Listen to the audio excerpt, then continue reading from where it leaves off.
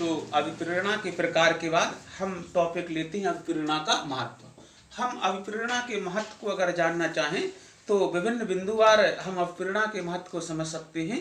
चूँकि अभिप्रेरणा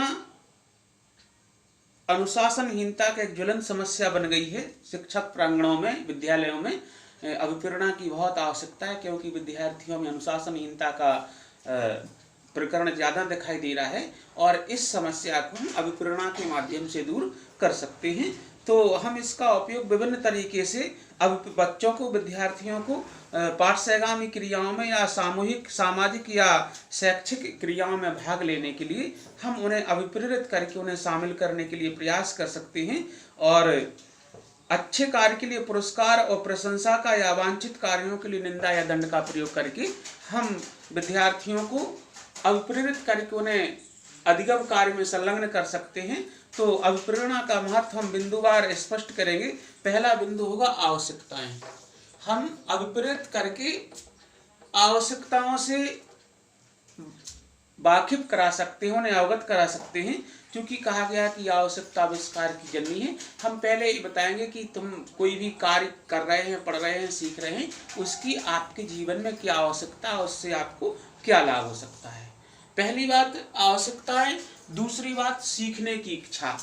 हम विद्यार्थियों में सीखने की इच्छा जागृत करके विद्यार्थियों को उसके अधिगम कार्य में उसे संलग्न कर सकते हैं। अधिगम कार्य पर उसका ध्यान बटा सकते हैं, अधिगम कार्य में उसे प्रेरित कर सकते हैं। तो पहला बिंदु आवश्यकताएं, दूसरा बिंदु सीखने की इच्छा, तीसरा बिंदु है संवेगात्मक स्थिति। क्योंकि संवेगात्मक स्थिति व्यक्ति को, बालक को किसी भी कार्य करने में महत्वपूर्ण भूमिका का निर्वहन करती है। तो अध्यापक को चाहिए कि छात्रों की संवेगात्मक स्थिति का पूरा लाभ उठाएं।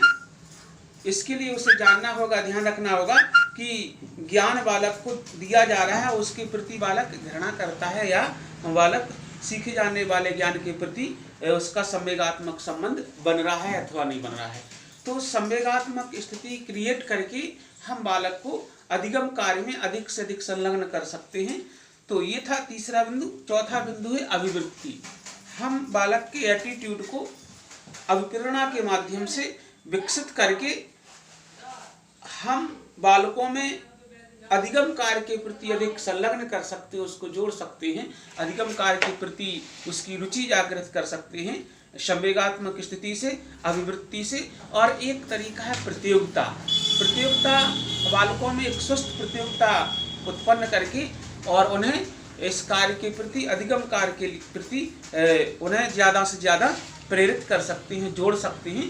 क्योंकि देखा गया है कि विद्यालयों में या छात्रों में प्रतियोगिता और प्रतिस्पर्धा की प्रति समानता जो देखी जाती है, और कक्षा में बालक एक दूसरे से अधिक अंक प्राप्त करना चाहता है। तो हम ऐसी स्थिति प्रयोग करके अध्यापक प्रतियोगिता के माध्यम से नया ज्ञान प्राप्त करने के लिए उसे अभिप्रेरित कर सकता है और अभिप्रेरणा दे सकता है। तो कुछ और बिंदु हैं जिनके माध्यम से हम बालक को अधिगम कार्य के प्रति प्रेरित कर सकते हैं। अभिप्रेरणा कैसे उपयोग में आएगी, उसका महत्व क्या होगा। सबसे पहला बिंदु होगा कि हम व्यक्तिगत प्रतियोगिताएं, अभिप्रेरणा के लिए व्यक्तिगत प्रतियोगिताओं को जागृत करें। व्यक्तिगत प्रतियोगिताएं बालकों को अधिगम कार्य के प्रति ज़्यादा संलग्न करेंगी। तो बालक इंडिविजुअल कंपटीशन निर्धारित कर लेता है और उसके माध्यम से शिक्षण कार्य या अधिगम कार्य के प्रति जागरूक होता है। सबसे पहले व्यक्तिगत प्रतियोगिता और दूसरा स्वरूप हो सकता है सामूहिक प्रतियोगिताएं। प्रतियोगिताएं दो प्रकार से हो सकती हैं, व्यक्तिगत और सामूहिक। तो व्यक्तिगत प्रतियोगिताओं के माध्यम से या सामूहिक प्रतियोगिताओं के माध्यम से हम बालक को अभिप्रेरित कर सकते हैं। अभिप्रेरणा का ये स्वरूप हो सकता है। तीसरी बात होगी जो महत्वपूर्ण है, वह होगी आकांक्षा का स्तर। हम बालक में किसी भी तरह की आकांक्षा जागृत करें, आकांक्षा का स्तर बलवान कर दें, बढ़ा दें स्तर, जिससे वह लक्ष्य को प्राप्त करने के लिए प्रयासरत रहे। तो आकांक्षा का स्तर बालक को अभिप्रेरित करने में बहुत महत्वपूर्ण योगदान देगा। चौथा तत्व होगा प्रशंसा। आकांक्षा स्तर, प्रशंसा, निंदा या पुरस्कार एवं दंड। आकांक्षाओं का स्तर अगर देखा जाए तो आकांक्षा विभिन्न कार्यों के प्रति रुचि या घृणा उत्पन्न हो जाती है बालकों में। किन कारणों से? प्रशंसा के माध्यम से। प्रशंसा एक सकारात्मक अभिप्रेरणा है। प्रशंसा क्या है? सकारात्मक अभिप्रेरणा है, और निंदा नकारात्मक अभिप्रेरणा। तो हम प्रशंसा से या निंदा से या पुरस्कार एवं दंड से, क्योंकि पुरस्कार एक प्रकार का सकारात्मक अभिप्रेरण है और दंड एक प्रकार का नकारात्मक अभिप्रेरण।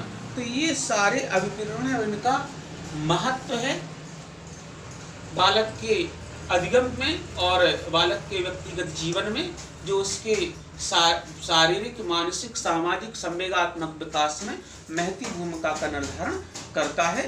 तो आज आप लोगों को अभिप्रेरणा का महत्व और उसकी अभिप्रेरणा के प्रकार आपको समझ में आए होंगे। अभिप्रेरणा को दो प्रकार से विभाजित किया गया, सकारात्मक अभिप्रेरणा और नकारात्मक अभिप्रेरणा। और महत्व जानने के लिए हमें उसकी आवश्यकताएं, सीखने की इच्छा, सामवेगिक स्थिति, अभिवृत्ति, प्रतियोगिताएं और व्यक्तिगत प्रतियोगिता, सामूहिक प्रतियोगिता, आकांक्षा के स्तर से, प्रशंसा से, निंदा से, पुरस्कार एवं दंड के माध्यम से अभिप्रेरणा के महत्व को स्पष्ट किया जा सकता है। और